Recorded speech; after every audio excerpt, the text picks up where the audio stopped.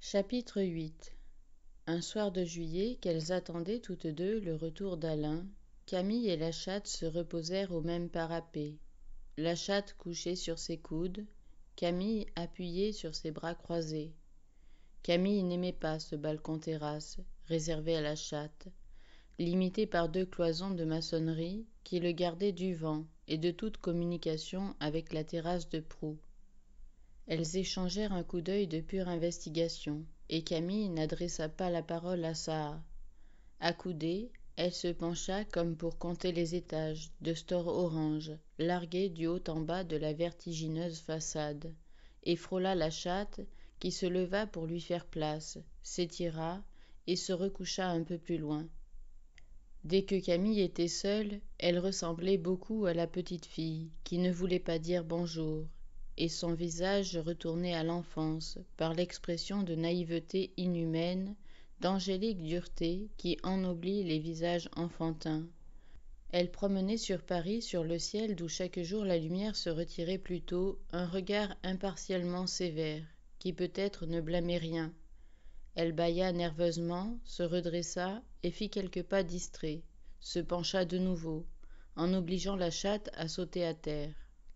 Saha s'éloigna avec dignité et préféra rentrer dans la chambre, mais la porte de l'hypoténuse avait été refermée, et Saha s'assit patiemment. Un instant après, elle devait céder le passage à Camille, qui se mit en marche d'une cloison à l'autre, à pas brusques et longs. Et la chatte sauta sur le parapet. Comme par jeu, Camille la délogea, en s'accoudant, et Saha, de nouveau, se gara contre la porte fermée. L'œil au loin, immobile, Camille lui tournait le dos. Pourtant la chatte regardait le dos de Camille, et son souffle s'accélérait. Elle se leva, tourna 2 ou 3 fois sur elle-même, interrogea la porte close. Camille n'avait pas bougé. Saha gonfla ses narines, montra une angoisse qui ressemblait à la nausée. Un miaulement long, désolé, réponse misérable à un dessein imminent et muet, lui échappa. Et Camille fit volte-face. Elle était un peu pâle, c'est-à-dire que son fard évident dessinait sur ses joues 2 lunes ovales. Elle affectait l'air distrait, comme elle l'eût fait sous un regard humain.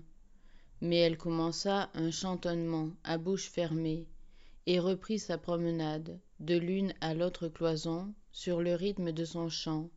Mais la voix lui manqua. Elle contraignit la chatte, que son pied allait meurtrir, à regagner d'un saut son étroit observatoire, puis à se coller contre la porte. Saha s'était reprise, et fut morte plutôt que de jeter un second cri.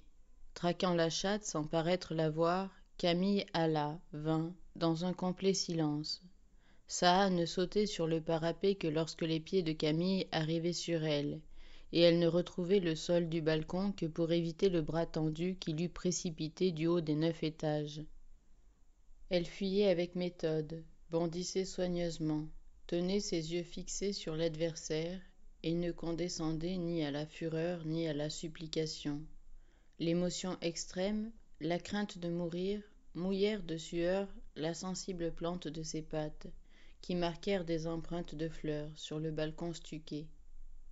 Camille sembla faiblir la première et disperser sa force criminelle. Elle commit la faute de remarquer que le soleil s'éteignait, donna un coup d'œil à son bracelet-montre, prêta l'oreille à un tintement de cristaux dans l'appartement. Quelques instants encore et sa résolution, en l'abandonnant comme le sommeil quitte le somnambule, la laisserait innocente et épuisée. Saha sentit chanceler la fermeté de son ennemi, hésita sur le parapet, et Camille, tendant les 2 bras, la poussa dans le vide. Elle eut le temps d'entendre le crissement des griffes sur le torchis, de voir le beau corps bleu de Saha tordu en S, agrippé à l'air avec une force ascendante de truite. Puis elle recula et s'accota au mur. Elle ne montra aucune tentation de regarder en bas dans le petit potager cerné de moellons neufs. Rentrée dans la chambre, elle posa ses mains sur ses oreilles, les retira, secoua la tête comme si elle entendait un chant de moustiques, s'assit et faillit s'endormir, mais la nuit tombante la remit debout, et elle chassa le crépuscule. En allumant pavé de verre, rainures lumineuses, champignons aveuglants, et aussi la longue paupière chromée, qui versait un regard opalin en travers du lit. Elle se déplaçait élastiquement, maniait les objets avec des mains légères, adroites, rêveuses. « Je suis comme si j'avais maigri, dit-elle à haute voix. Elle changea ses vêtements, s'habilla de blanc. Ma mouche d'ondulé, dit-elle, en imitant la voix d'Alain. Ses joues se recolorèrent au passage d'un souvenir sensuel qui la rendit à la réalité, et elle attendit l'arrivée d'Alain.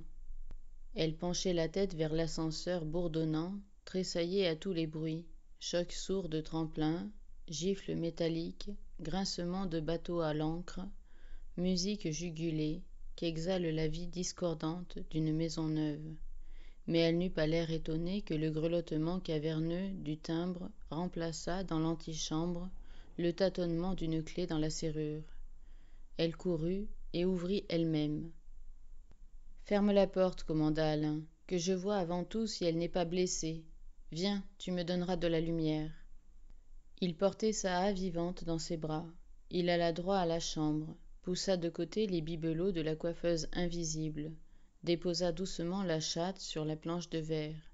Elle se tint debout et d'aplomb sur ses pattes, mais promena autour d'elle le regard de ses yeux profondément enchâssés, comme elle l'eût fait dans un logis étranger. « Saha !» appelait Alain à mi-voix. « Si elle n'a rien, ce sera un miracle. Saha !»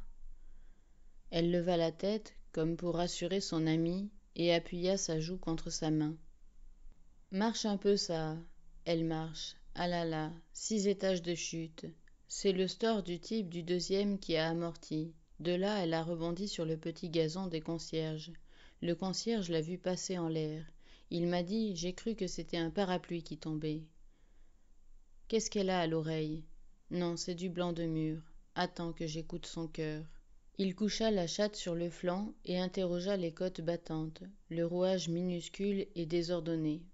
Ses cheveux blonds répandus, les yeux clos, il sembla dormir sur le flanc de Saha, s'éveiller avec un soupir et apercevoir seulement Camille qui regardait debout et silencieuse, leur groupe serré.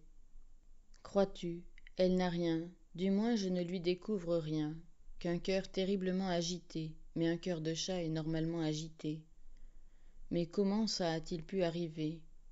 Je te le demande comme si tu pouvais le savoir, ma pauvre petite. » Elle est tombée de ce côté-ci, dit-il, en regardant la porte-fenêtre béante. Saute à terre, Saha, si tu peux. Elle sauta après avoir hésité, mais se recoucha sur le tapis.